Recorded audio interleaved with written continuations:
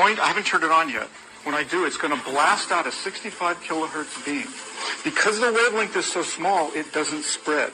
Because 65 kilohertz has a wavelength like that. So it's going to be, in that sense, similar to a laser. It just comes right out as a beam. Now, how do we make that audible?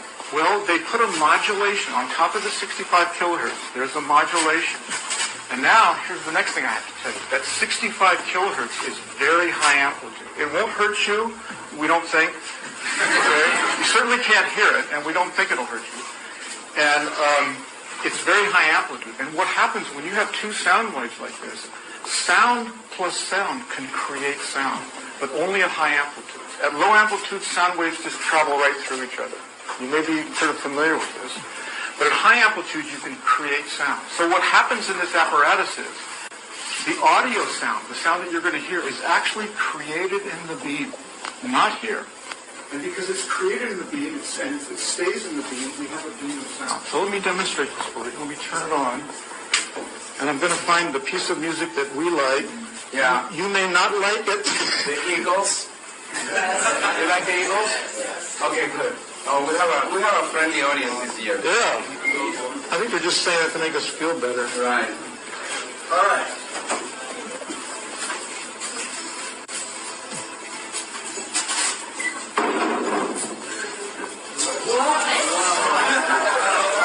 It's worth the $2,000. It's not our money.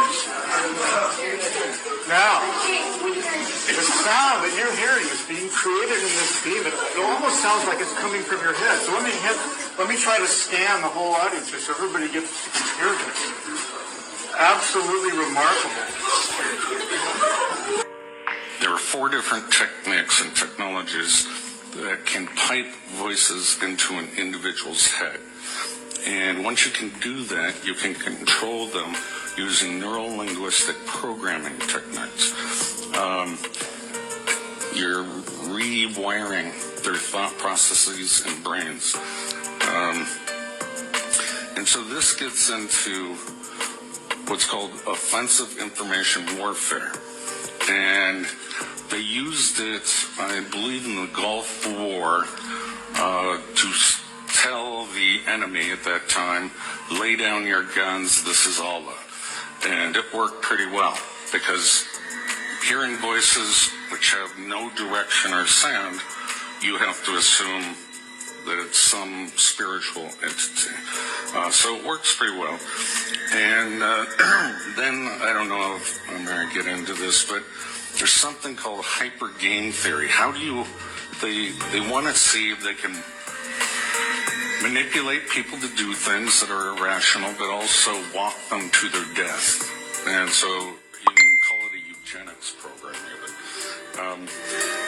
And they need to sample all cultures, language throughout the world to define their probability matrices of which tricks, techniques, deception works. So how do you control a brain? Most people don't believe that. Well, you can't control me. I have my own free will. There's no way you can get to my soul. Well, sorry, that's not true. So these nanoparticles are activated under certain magnetic frequency and will alter the brain patterns and pathways. Recently, my school came out, Harvard came out with what you see here on the right slide is a magnified view of a needle that's injected into the brain and puts the scaffolding over the brain, and then it's read that way at a much finer resolution. So let's talk about a little bit about deciphering the audio and visual cortex. So researchers at the University of California, Berkeley, have invented a brain decoder device that's able to work out what you're thinking based on neural activity inside of the brain. Now, they use mostly what's called functional MRIs. But you could use any of these technologies that I talked about. If you're reading text in a newspaper or book, you hear a voice in your own head. Usually, most people are reading kind of aloud in their own head. Well, they can read read that, decipher the words that you were thinking to yourself. So there's another one, University of LA, maybe Stanford University. They are decoding visual images. So they train the person under, in functional MRI, that's the standard technique, to look at images and then they record them, and then they ask the person to imagine the object. It can also just be imaginary, and the computer will decipher the brain code. And so you're looking at a hammer, you're looking at a saw, that's a house, that's a cat. So the technology... A voice only you can hear, DARPA's sonic projector. So they would pinpoint it to one target. Hey, you. Ma'am, please wake up. Wake up. You're sleeping in the library. Most people of his age don't know much about sound. The whole idea of his sound spotlight system is to make sure that only one person can hear him, even though they're 20 meters away. Hey, you there. You on the laptop. Look at her. Are you She's like, what? downloading illegal files to the library network? I hope not. Hey, you there, studying. Miss, can you hear me? Look at these girls. All these girls are like, break. what? Hey, you. Looking at CDs. He's like, shit, I got caught. Taking the mickey Oh, out of no. innocent readers might seem a bit childish, but there's a reason why Dr. Pompey comes here to test his kit. A library is about the most sensitive area you can think of. The audio spotlight, we can deliver sound specifically directly to people within the library without bothering the other people that are reading quietly. Like this. First, your voice is transformed into high-frequency ultrasound. Sound so high, no one can hear it. Ultrasound is highly directional, so, like a torch, it can be pointed at someone standing a long way away. Although they cannot hear the ultrasound, it causes secondary vibrations in the air around them, and it's that sound the person hears. So if you imagine you're in a room and I shine a flashlight at you, it's very bright for you, but it's very dark for everybody else. Much the same way, the audio spotlight creates a very narrow beam of sound that you can shine at a listener. They hear it very clearly, and it doesn't create noise that might bother other people in the same space. Crazy things I've heard on a podcast that once again has wrecked my entire plans for the day. Because you know I can't not look into this stuff. After looking so much into the MK Ultra Interesting projects, I've been wondering how they have updated that for today. Because even though they said the program ended in 1973, do we really believe that? Cut to today, and I'm listening to a podcast, and the guest just makes a throwaway comment about how they could be using EMF as part of the MK program today. And all the stuff that I looked into, I knew they had the capability of doing. I just never put all the pieces together. So let's do a quick rundown. In 1964, we have this document, Communication by EEG. And you can pause to read this. This is the abstract of the document. In the 60s and 70s, they start testing BCI, brain-to-computer interface. And that's brain activity to control external devices. Think moving a robotic prosthetic with your mind, which is being used today. Then we have BBI, brain-to-brain interface, and it is what it sounds like. Direct communication between the brains of two or more people. Basically, synthetic telepathy. In the early 80s, they started looking at remote neural monitoring. Here are the other names it goes by, and you can look those up. And then we have, think about the water that's on the grass in the morning. Yes, they can be used to start fires, but they can also use microwaves, EMF, and ELF. Extremely low frequencies. And they could theoretically be used to create physical trauma and even cause heart attacks. All of this technology is real, and you can look it up, and there's articles and whatnot. The Department of Homeland Security has been working on a program called FAST, Future Attribute Screening Technology. Basically, a mind-reading pre-crime detector. DARPA wants to develop technology called Silent Talk. It would help soldiers put away the walkie-talkies and communicate by reading each other's minds. All that to say, they're no longer using hypnosis and LSD for mind control, because in my opinion, they're going directly to the source remotely. What are your thoughts? So, y'all, today is a new update. I'm not sure what else to speak on right now. They still keep the same game going with the voices and the follow me around, because I suspect the technology can't be used from a certain mileage. from a certain distance. At this point, it's pretty fucking boring. Try to follow your ass around all day. Drive up and down your house using this type of technology. I believe it's a part of it is the voice of God technology. Part of it is. And I know that only works from a certain distant point. And I don't know, I'm just tired of it. But it's like, and then I see this new thing right outside my window out. Let me see it. Like, hold on. Literally this right in front of my window. And it's like, okay, that's different. That's new. Pretty fucking obvious. Pretty fucking obvious. That was not always right there. I look out this damn window damn near every day. And that's never been there until I just came back from my boyfriend's house. It just explains why certain things are going on. So it's just a different type of technology being used on everybody. Like, I'm not the only person going through this, even family members were, but they weren't doing as much intake and research as I have. Because it's like, I'm actually very curious. Like, I don't do drugs, so how can someone just end up hearing voices? And then you can tell it's by technology, because why am I even hearing voices through the wires? You feel me? Like, let's say, what is that? Like a street light, I should say. Stand. Don't even stand in front of a street light. Like, the wire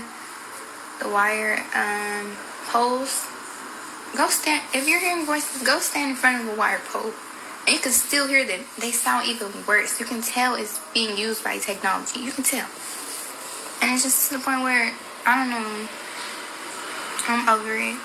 So yeah, I was hospitalized for 15 days based on things that never came out of my mouth.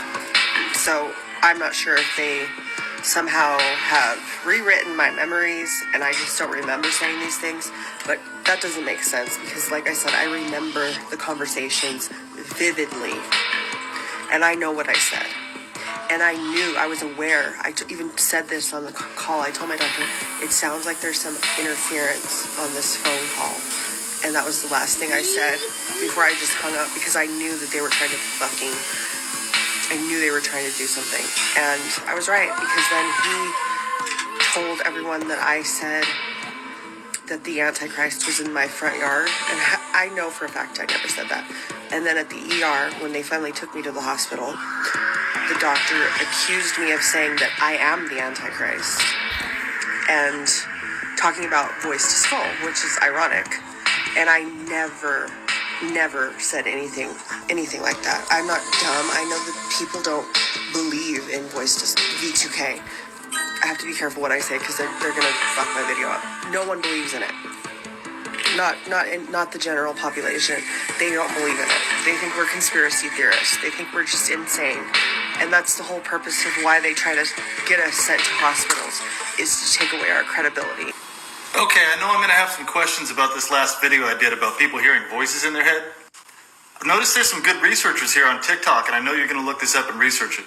So the terms you want to look up for this voices in the head thing are the voice of God, V2K, voice to skull technology, audio spotlight.